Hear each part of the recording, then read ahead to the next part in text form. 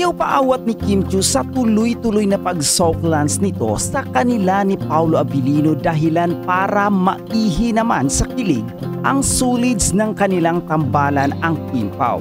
Viral sa lahat ng mga social media page ng Kim Pao sa buong mundo ang pagpapongsoy umano ni Kim kay Paolo Abilino na ang intensyon ay para alamin kung maganda ang vibes ng kanilang relasyon sa taong ito.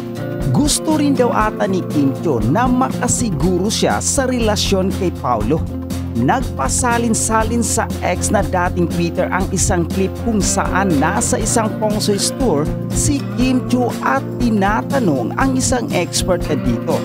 Maikli lang ang video na nagpapakita na may tinanong si Kim tungkol sa isang tao. Mapapanood na sinabi ni Kim na Year of the Dragon ang gusto nitong ipapongsoy. Natukoy ng mga netizen kung sino ang ipapapongsoy ni Kim nang sagutin niya ang tanong ng expert sa birthday ng tao.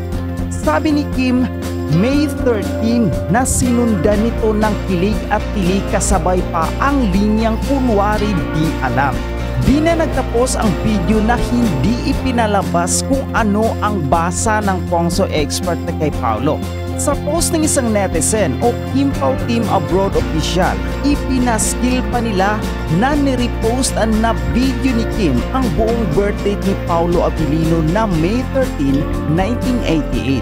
Nagbunyi ang mga supporters ng Kim Pao dahil feeling nila inamin na ni Kim Chiu. Sabi ng isang netizen na nag-post ay yes o confirm na. Ganito rin ang nararamdaman ng isang netizen at magpapakain raw siya sa sobra niyang saya.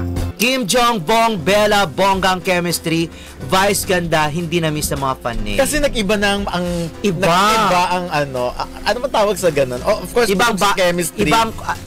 Ibang chemistry. Ang rapport. Oo, nagbago eh. Nag-iba talaga. Nagbago yung look. Of course, magaling si Vice ganda. Alam naman natin yung pagdating sa ganyan, pagdating sa sundutan.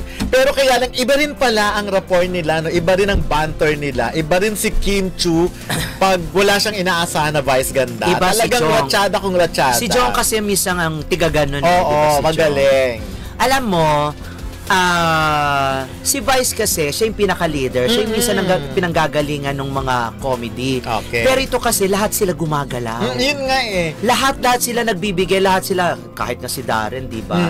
Siyempre, nandun si Vice. Kumbaga, ikaw yung parang reyna ng komedya, di ba? Ikaw yung pinaka magbibigay, magpapasimula, Okay. and yung iba, Pag nandyan si Vice, sometimes ang ano mo rin, parang humirit yung makibanter kay Vice. Pero iba, nagbabago ang itsura, ang look, pag wala din si Vice. Yun nga eh, lumalabas talaga yung galing.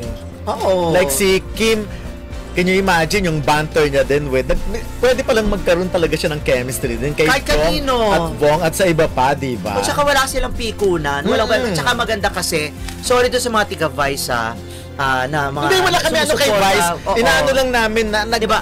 Pwede rin pala tong apat. For example lang, mabigyan ng ibang show. Halimbawa lang. Oo. At saka walang mga nega. Kasi kay Vice minsan nag-nega, diba? May mga nagsabi na grabe naman si Vice pag diba? Doon sa mga contestants. Saka minsan na-offend na yung mga co-host niya, mga tipong ganon. Yung iba hindi nga nabibigyan ng pagkakataon makapagsalita. Kasi ang takot kasi nila, baka nga sila yung balikan ni Vice at sila yung baragulin. Kaya rin naman talaga yun. Hindi nila kaya kung paano sasagutin si Vice. Kaya ang galing-galing ni Vice, ang talino, ang bilis ng pick-up yung mga tipong ganon. Eto, yung mukha ng It's Showtime ngayon, walang ganon. Parang lahat sila nagbabatuhan pero hindi nakaka-offend. Basta masaya lang. At saka halakakan lang sila. Nakakaloka kasi si Jong tsaka si Bong. Talagang wala rin silang pakialam kay Kim Chiu. Yung talagang sinasabihan nila ng kung ano-ano. At si Kim Chiu, game na game, sakay na sakay yung ng mga kuya niya na yan, di ba? Kasi tawa lang naman siya ng tawa, di ba? May iba kasi na baka pag halimbawa medyo ma-offend sa ibang joke. Si Kim hindi eh. Wala siyang ganon. Hindi, si Kim kasi hindi mo makikita sa kanya na ma-offend siya. Tatawa lang yun. Tapos sabi, uy, wag namang ganon. Ganon lang siya. hindi siya yung babalikan ka rin ng o gaganyan na lang siya, sabay tatawa. May mga ganon si Kim. Ganon lang siya. So pwedeng magkaroon ng show to Pero alam mo, sa totoo lang, si Kim, si Bella, hindi naman nila pwedeng kumbaga, baragulin si Kim. Kasi, alam nila kasing baby pa si Kim eh. Ay, Mabait actually, si Kim eh. maganda yung sagutan ng Jong at Bong. Yung isa yung medyo babanat, yung isa yung sasagot ng, uy, baka may, wag mong ganun, may magagalit na nanonood ngayon. Hinahanap ko na sa bagay kasama kasi ni Vice na ano eh, di ba? Sila. Nandun pa ba sina MC tsaka si Lassie?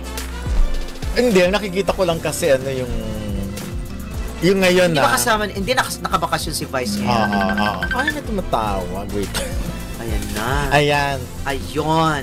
So, magandang training to para sa lahat na kung sakasakali mang mag-decide si Vice na magpahinga muna sandali, parang katulad nung kay Ann. Diba? At least, merong magpapatuloy at the same time, magbibigay pa rin ng yung kung ano man yung naiambag ni Vice. Yung hindi lalaylay, tapos para pagbalik ni Vice, di ba? Kasi nagkakaroon ng andun pa rin yung init. Nagkaroon ng dilema dati na gano'n, na pag wala si Vice, medyo nagiging boring daw. But this time, hindi ko nakikitang boring, ang bongga ang ano nila, ng Tsaka kahit rapport si Ann, di ba? Kaya nga nag-ano si Ann, parang, naku, wala nang kabatuhan si Vice. Palagi lang si Ann, di ba? Pero, nung dumating si Kim, di ba? So, siya yung pinagdiskitahan. Katulad ngayon, 'di ba? Para maisip na naman ni Jong Hilario yung yung tinapay na may palamang kimchi, 'di ba? So ang resulta ay kimpaw. Actually, naloka ako sa reaction ng iba. Parang masarap daw ba talaga 'yon? Yung kimchi? Bakit hindi? Ako makain akong kimchi, pero hindi ko naman naisip ina palaman sa tinapay. Pwede kain sa kanin ng kimchi. Sa kanin, halimbawa kung may beef ka o pork ka, ako sinasahog ko 'yon. Oo, pero yung nalagay sa tinapay, pero dahil marami talagang Kimpaw fans, sinubukan nila yon, susubukan nila. Sana nga dapat nagdala ako ngayon dito para pinatry ko sa'yo. Alam mo, maglabas na lang kayo ng tinapay. Wala kayo ng tinapay na pangalan Na Kimpaw. Kimpaw. Di ba yun ang sinasuggest natin? Oo. Sabihan nyo, i-suggest nyo doon sa mga panadero, sa mga bakery owner na maglabas ng tinapay na pangalan ay Kimpaw, o kaya Kimchi, o kaya Paulo. Siopaw! Siopaw Lobino. Siopaw Lobino. Asa si Kim? Ha? Hindi. Pandelemon. Actually, yung Siopaw naman, S-I-A. Yung pwede namang C-H yun eh. Yung Siopaw. O nag-ibang dating? Siopaw ba yun? Kim Siopaw. Siopaw. Kim Siopaw Lobino. Diba? Masarap yun Siopaw. Pero yun feeling ko, mas another merchandise o hindi naman merchandise, of course pagkain yan, pero why not? Yun nga, nagugulat ako, ang dami-dami nilang naiisip. Meron nga, di ba, pandinora noon, nausap pandinora. Yan na naisip. Oo nga, bumabalik talaga sa kanila ngayon diba? Iba talagang effect ng Love Team, talagang parang iba yung kasi minsan pag bold, lalaki lang ang masaya di ba? Oo. Pero ito, at saka lalo ngayon, alam mo ba, sa totoo lang, may napadala sa akin si Jet ng Solid Kimpaw Angels. Alam mo, napadala siya sa akin ng video na yung isa pala sa mga ini-endorso ni Kim na nagbibigay na sila ng nag-invite na sila na na magbibigay sila ng ticket, libreng ticket. Normal yun. Totoo. Diba?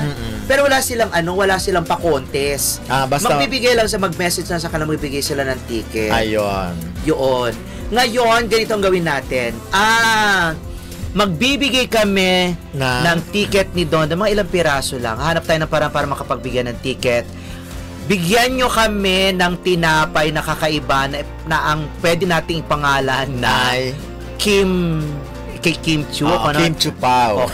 Kim Chu. Okay, Pao. Parang Chinese talaga yung Chu Pao Kim Pao. Bakit Kim Pao? Pakita nyo. Tapos titikman na. Lalo, wag na. Baka ba't tinapay? Ikaw gusto mo ba tikman? Oo. Why not? Kim Pao. Di ba? Kasi tinapay, di ba, Pao? Yung Pao talaga well. So ano na lang? Ikaw, pwede naman yun. Okay. Kasi magbigay tayo ng Huwag kang pasarapan. Siyempre, pasarapan. Mga bakery lang ang pwede mag-ano. Pwede kong kausapin yung bakery. Uy, gawan mo ako, mag-ano ka nga ng ano. Ay, pwede yung ayan, sabihin correct. natin. Sabihin, kakausapin natin yung isang bakery. Tapos sabihin natin na, kay Calvin, maglabas nga kayo ng ano, ng Kim Pao na tinapay, tapos i-promote natin. Bakit siya Kim Pao? Ayun. Pwede, hindi yung mga nag-ano na lang, yung may mga, yung mga sumusuporta na may-ari ng bakery, na Kim Pao, di ba? Kasi si ano nga, di ba, si Kim Chiu may in-endorse na tinapay. Julius. So, bakit nga ba hindi nyo gawa ng Kim correct. Pao? Why not? Di ba, malay mo, makagawa rin yun. Or kung yung mga may bakery din na fan ng Kim Chiu, ng Kim Pao, pwedeng gawa na lang, pakita nyo naman sa amin, dalhin nyo na rin sa amin. O, bibigyan namin kayo ng ticket. Bibigyan namin kayo ng ticket, libreng ticket. Paano ba natin gagawin? Basta bahala na. Oo, pero mas maganda yun kung sila na pupunta dito, no? Oo, ang hirap kasi tayo pupunta dun sa ano. Oo, pakita nyo sa amin. Okay. Anyways,